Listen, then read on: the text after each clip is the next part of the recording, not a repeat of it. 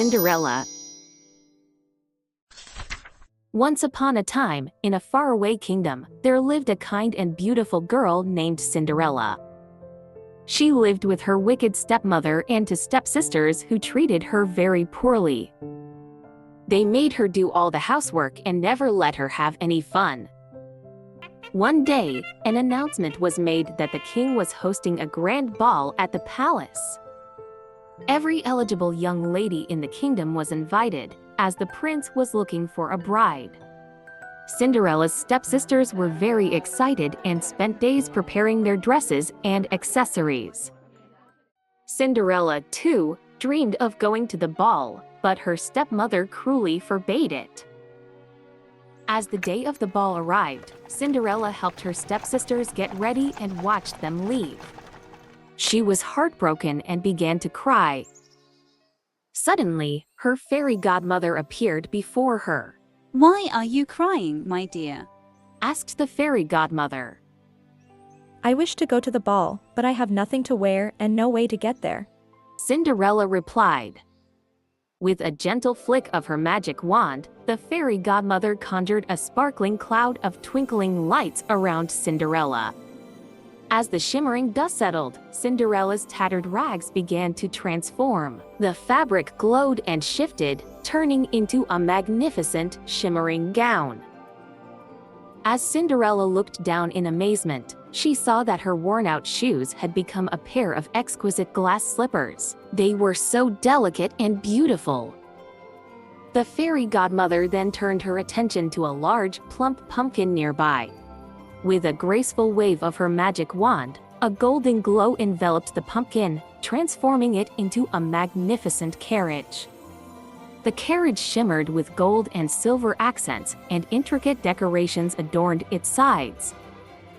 Next, the fairy godmother spotted a group of mice scurrying around.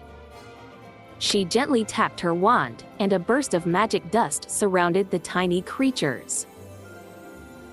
Instantly, the mice transformed into majestic horses with sleek, shiny coats and flowing manes. The horses were harnessed to the carriage, ready to take Cinderella to the grand ball. Cinderella stood in awe, marveling at the stunning carriage and elegant horses, created by her fairy godmother's magic. She knew she was about to embark on an unforgettable adventure. But remember, The fairy godmother warned. the magic will end at midnight. You must return home before the clock strikes 12. Cinderella arrived at the grand ball, her heart pounding with excitement. As she stepped into the magnificent ballroom, the guests turned to gaze at her in awe. Her stunning gown shimmered under the chandeliers, and her delicate glass slippers sparkled with every step. Among the crowd, the prince's eyes were immediately drawn to Cinderella. Captivated by her beauty and grace, he made his way through the guests and extended his hand to her. "May I have this dance?" He asked, his voice filled with admiration. Cinderella smiled and accepted his hand. They glided across the dance floor, moving in perfect harmony. The prince was enchanted by her elegance and charm, and they danced together, lost in each other's company, for the entire night. However, as the clock began to strike midnight, a sudden realization struck Cinderella. She remembered the fairy godmother's warning that the magic would wear off at the final stroke of midnight. Panic set in, and she knew she had to leave immediately. With a quick, apologetic glance at the prince, Cinderella turned and fled from the ballroom. In her haste, she accidentally left one of her glass slippers behind on the steps. The prince called after her, but Cinderella did not stop.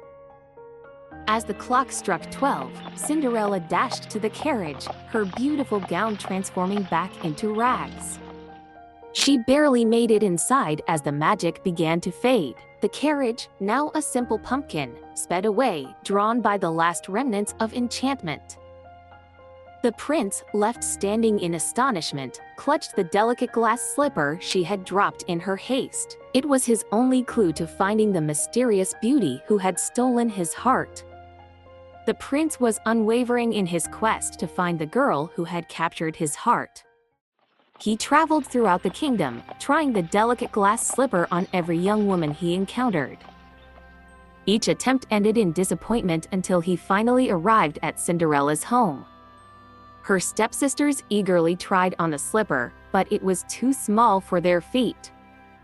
When Cinderella shyly asked for a chance to try, her stepmother scoffed and laughed, dismissing her request with contempt. However, the prince, resolute and hopeful, insisted that she be given the opportunity. With a mixture of nerves and excitement, Cinderella stepped forward. Her heart pounded as she slipped her foot into the glass slipper. It fit perfectly, and the room fell silent as everyone realized she was the mysterious beauty from the ball. The prince knew he had found his true love. He asked Cinderella to marry him, and she happily accepted. They were married in a grand ceremony and lived happily ever after. And thus, the kingdom rejoiced, for love and kindness had triumphed over cruelty and jealousy.